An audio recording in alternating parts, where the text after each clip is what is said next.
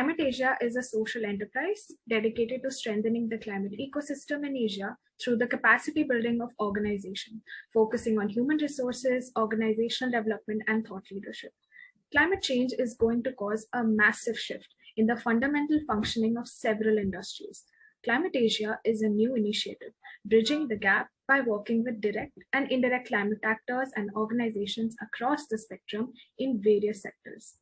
We will accomplish this through strategic HR and OD support, a digital platform to address HR needs, information dissemination related to climate funding, events, and news, and thought leadership in the form of convenings, conferences, panel discussions, and conversation building.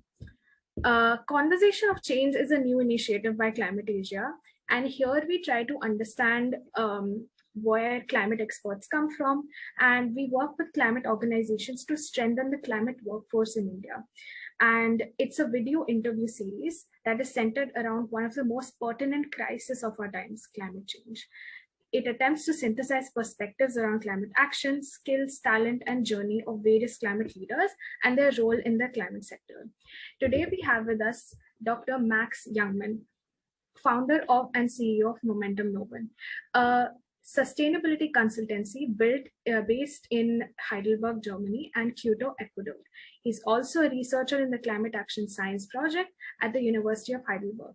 After studying political science as well as sociology, media and communication science at the University of Trier and Heidelberg, he completed his PhD on health policy challenges of climate change at the University of Heidelberg. He teaches seminars at the Chair of International Relations and Foreign Policy at Heidelberg University, the Karlsruhe Institute of Technology, the Steinbeis Business Academy, the Steinbeis School of International Business and Entrepreneurship, and the German Foreign Office. Max is a climate reality leader and has served on the senior staff of National Model United Nations New York for over 7 years. I would like to ask you, Max, a question that has personally made me very curious, that you have extensive experience in this space. How would you describe your career journey? Because you're a practitioner, you're an academician, you're an entrepreneur, and you are 31 years old. How did that happen? Thank you so much. Yeah, 30 years old, not yet 31. I started this journey in the field of sustainable development, or initially climate change, now broader sustainability, sustainable development, because I already in high school I was fascinated and frustrated at the same time with this notion that I was wondering, how can it be that on the one hand, we know so much about climate change, about sustainability challenges. We have an increasing amount of knowledge. We have more and more technology that we can use to harness the potential and turn these challenges into opportunities. So we know what we have to do. We know what we're heading towards. We know what we can do to actually benefit from this transformation, but we're not doing it effectively enough. And I was wondering what could be potential levers to help humanity transform and use this potential. And that's why I started learning more about politics, because I thought, in theory, levers in politics are quite large. Because if you change legislation, that can have a tremendous impact on how we live in our day-to-day lives. And I studied political science. I learned more about how media works, how we have to communicate, about how our societies work. And the more and more I learned about these sectors, the more I realized that if there's not significant change in the private sector as well, if businesses do not transform, we will not be able to achieve any of the SDGs, the Sustainable Development Goals, in time. We only have 8 years left. And I was wondering, and I met lots of people who are interested in the same question, especially in New York through Model United Nations. And asked ourselves, what can we do to empower others to take action? Because lots of people are aware, they know change is needed, they want to change, but they don't know how to start.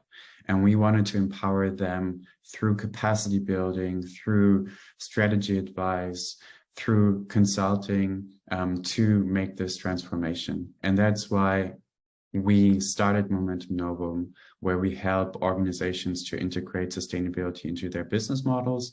And at the same time, at Heidelberg University, I researched this from a more academic perspective. Which changes are there in science? How can science contribute and better communicate so that it's easier for people and organizations to act? Since you talked about Momentum Novum, could you tell us more about what was the vision behind Momentum Novum, and do you apply the unique intersection of your studies in politics and science in this endeavor? Absolutely. Our vision with Momentum Novum is to create a new momentum for sustainable development where everyone can benefit and can harness this massive potential that is there with a holistic understanding of sustainability, breaking down silos and seeing the synergies between actions towards different goals, but also bearing in mind that certain actions towards the achievement of some goals can have trade-offs for other goals. So it's important to really have this holistic understanding and to find the best possible solution that ideally benefits many goals at the same time. We can take a look at actions to reduce greenhouse gas emissions, for example, if we're looking at individuals. If you, for example, create better infrastructure so that more people can take a bike instead of a car or any other motorized vehicle, they will also exercise more, and it creates positive effects for reducing cardiovascular diseases because people are in better health. But you also have to take into account that they're more exposed potentially to air pollution. So it's not always just an easy solution. You have to take lots of things into account, and lots of people feel overwhelmed by that. And we want to embrace this complexity and help everyone understand it to find the best possible solution for them. And this applies to businesses as well. There's so many aspects businesses have to deal with, especially in Europe. There's an increasing amount of regulation where businesses are forced to act. There are more reporting standards, there are incentives, there's more taxation if you have unsustainable business models. But there are also so many opportunities for businesses if they really integrate sustainability into their business model. They attract more talent. It's important for their risk management. They work better. They're more productive. We can have an entire conversation just about the opportunities of sustainability for businesses. And we want to help organizations harness this opportunity by empowering them, by also coaching them so that they build this capacity to continuously evolve. So that's our vision. My background in political science and I would say an interdisciplinary research approach in the field of sustainable development, because I work with researchers from all different fields. I work very closely with people from environmental physics, geography, geoinformatics, economy, psychology, and so on, is really helping me to look at the different intersections between different goals and to understand different disciplines. I think this is really key. We will not be able to understand or solve any global issue these days without a truly inter and transdisciplinary mindset and understanding. So we have to develop a common language to be able to communicate with each other, because the same terminology in political science might mean something completely different for someone in geography or geology and so on. So it's crucial that we learn from each other and work effectively with each other in this field. So there is an interdisciplinary nature to your role as a founder and CEO of Momentum Novum. So, what does your everyday look like? Because you described you talk to very different people. How do you bridge the gap? Yeah, there are so many different activities in our day-to-day business. I actually do work a lot with businesses myself. Also, of course, together with my team members, I have conversations with executives and coach them, facilitate workshops, do stakeholder engagement workshops where we help entire teams to use all of the ideas and perspectives there are from employees, from team members, and integrating that into sustainability strategies, for example. So it entails a lot of actually on the ground work to make organizations more sustainable. But of course, it also entails lots of strategic conversations with thought and business leaders around the world to help them understand what they can do, setting up processes, lots of communications work, or working together with my communications team to develop our communication material, because, for example, through our social media, we also want to create more awareness for the opportunities for sustainable development.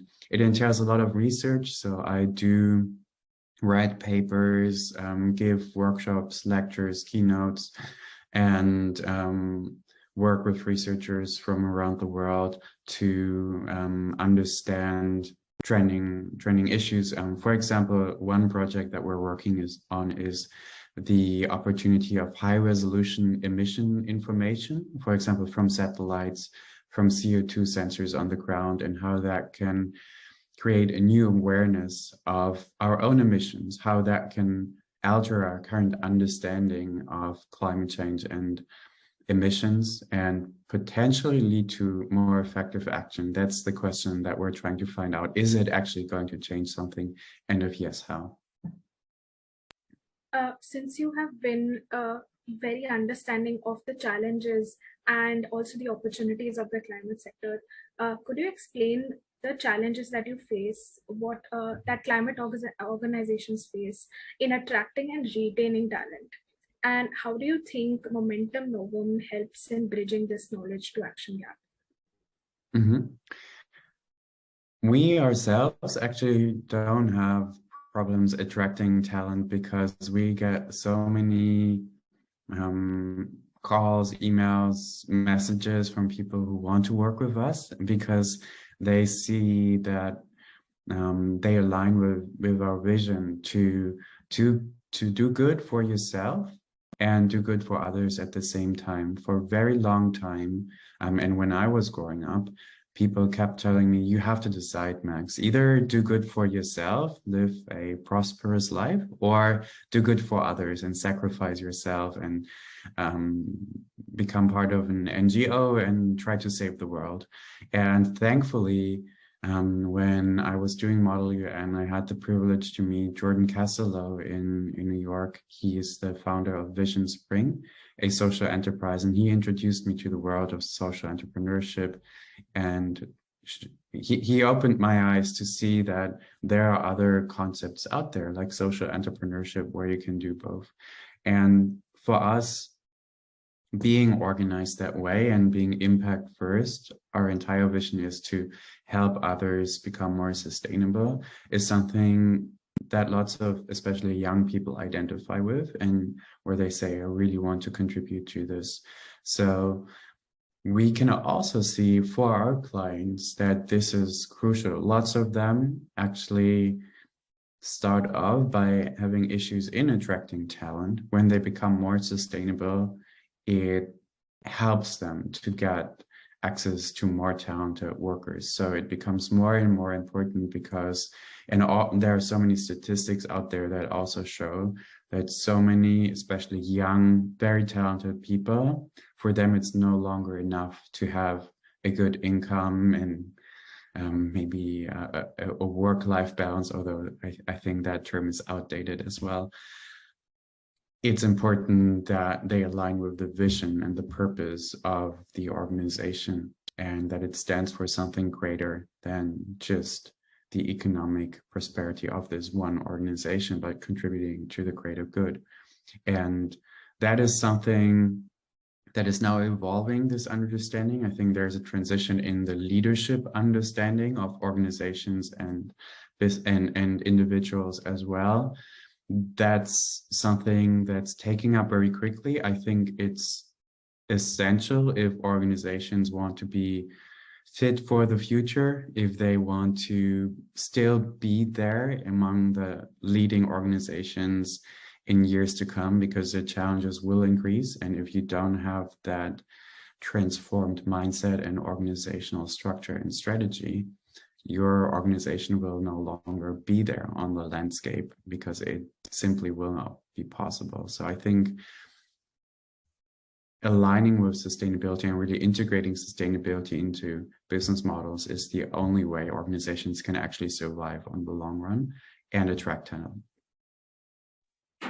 So taking into account the interdisciplinary nature that individuals have to update, and also staying in relevance according to how rapidly the space is changing, what advice would you have for 4 different individuals that I'll describe? One would be a senior professional in this space, one would be a mid-level, one would be an entry-level such as me, and one would be a student, a high school student who wants to work in the sector. What different pieces of advice would you have for that?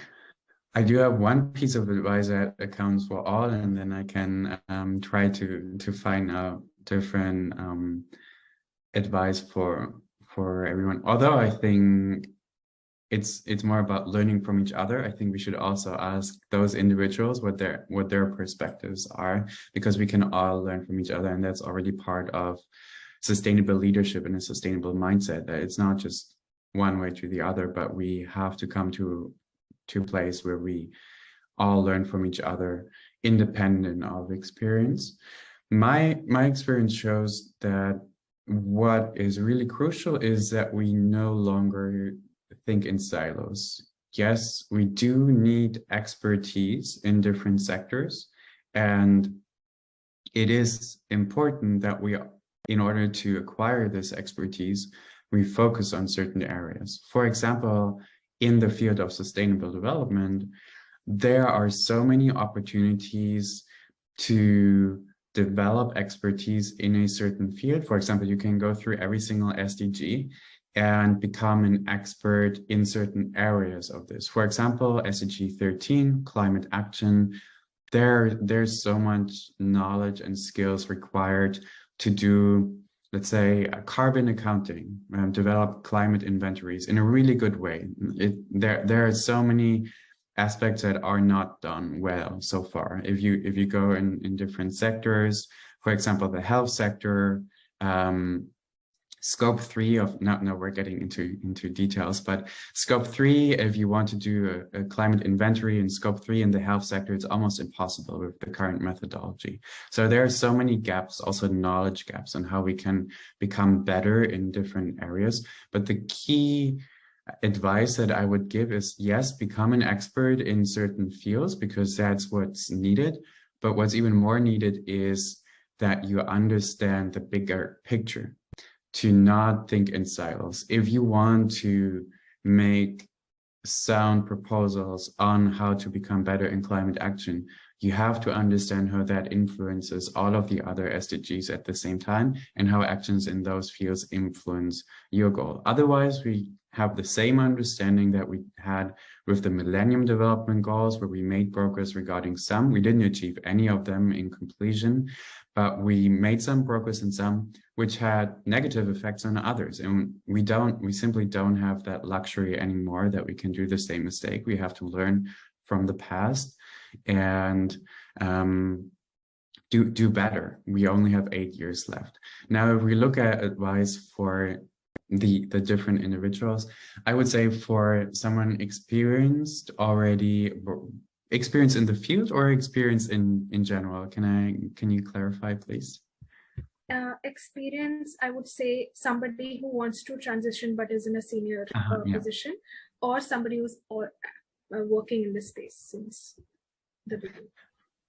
Excellent. So two stakeholders. For the one who wants to transition and is experienced, there are so many opportunities. What's essential, and this accounts for all, is to be curious and open-minded, to really be able to learn. I know some very experienced people, managers of organizations, that don't have a sustainability background. For example, they have never had the opportunity to learn more about climate science or gender equality or other sustainability areas, but they are curious and they're willing to learn. And they also have this understanding that they can learn from anyone, no matter how old they are, how experienced they are.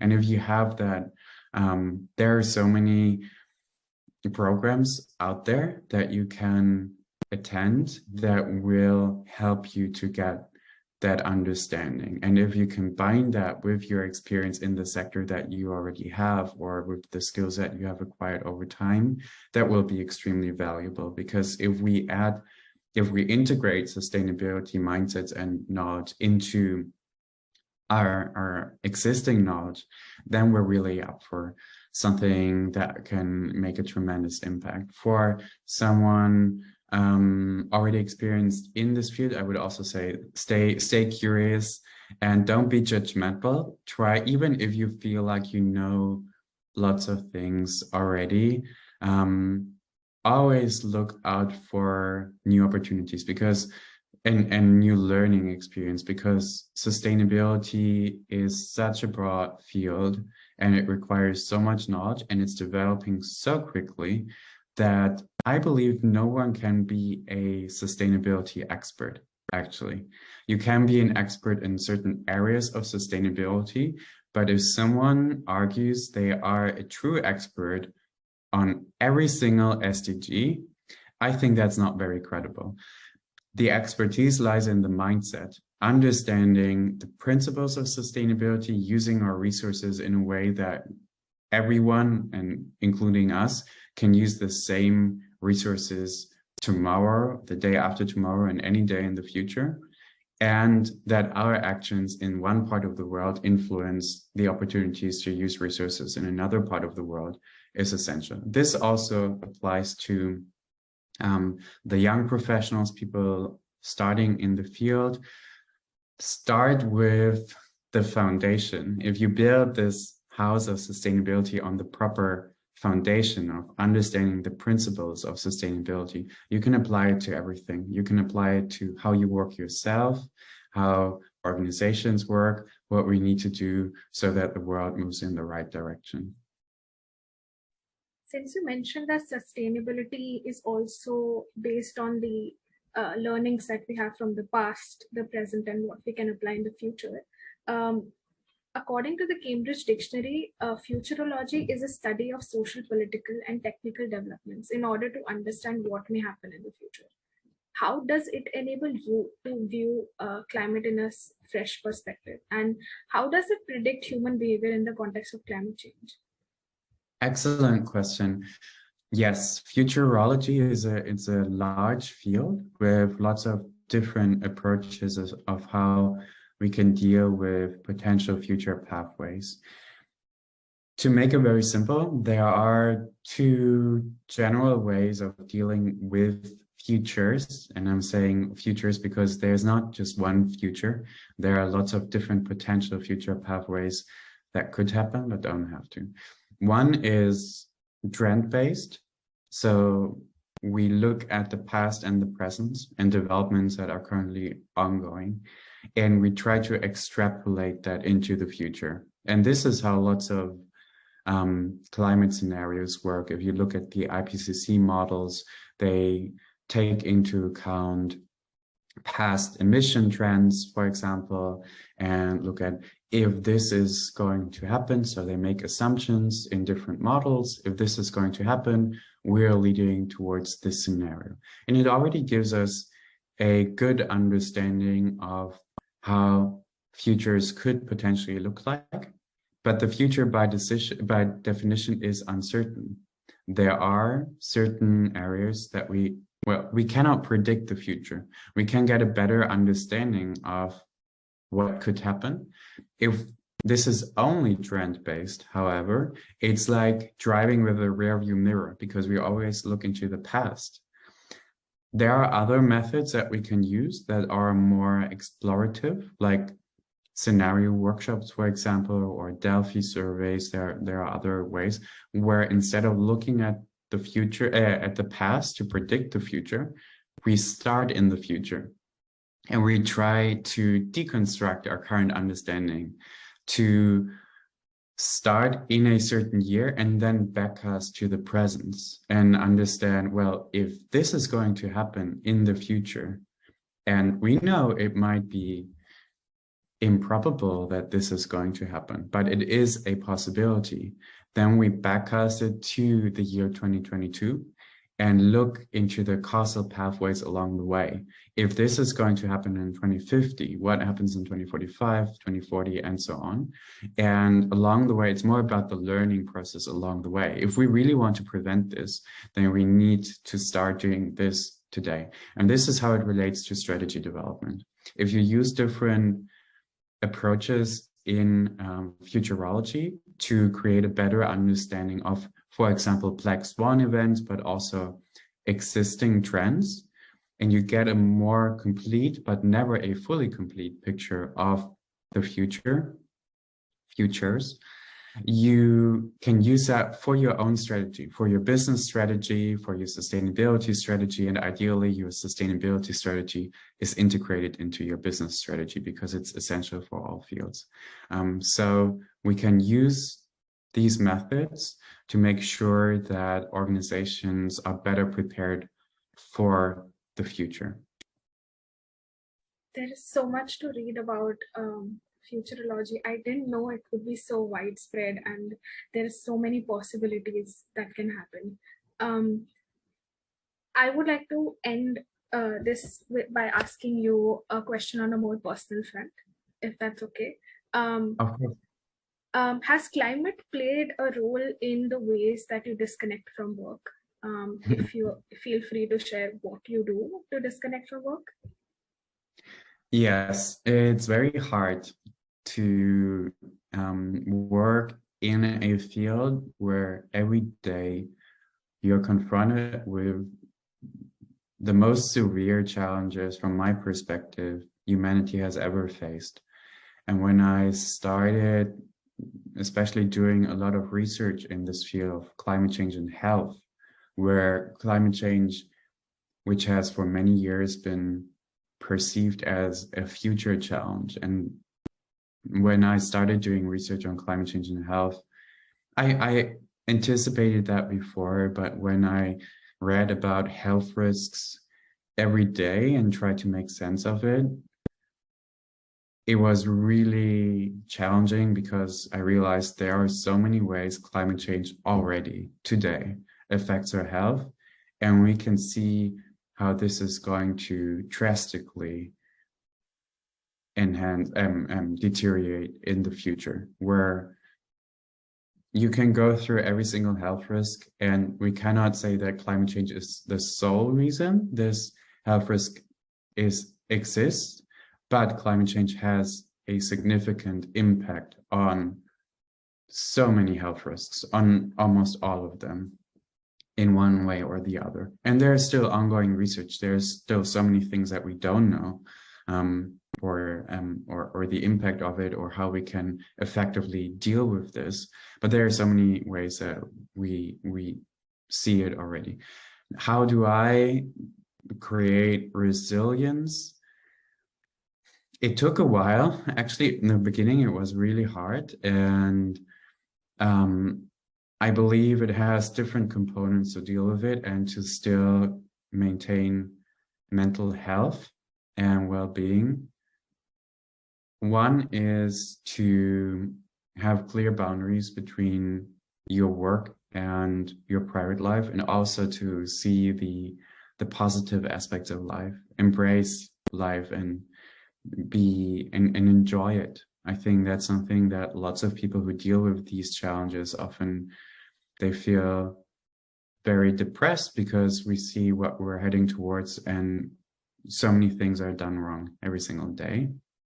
but life has so many positive aspects. It's such a gift to be on Earth and to live and to have such wonderful people around us. And I think that's something that we have to be mindful of and embrace.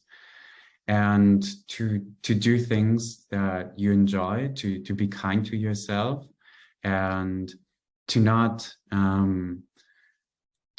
force yourself to constantly be on. Sometimes it's okay to take time off and to do things for yourself. Only if we're sustainable with our own energy, we can be sustainable with the energy that we put into contributing to solving some of these challenges. We cannot solve them ourselves. We can only make progress if we work together. And if we're not kind to ourselves, if we're not sustainable with our own resources and take time off to recharge, which is an investment, you don't have to feel guilty about it. We are able to make the best out of the energy that we have and to actually make an impact. I love the idea that you connected sustainability to the human body and mental health. That is so important.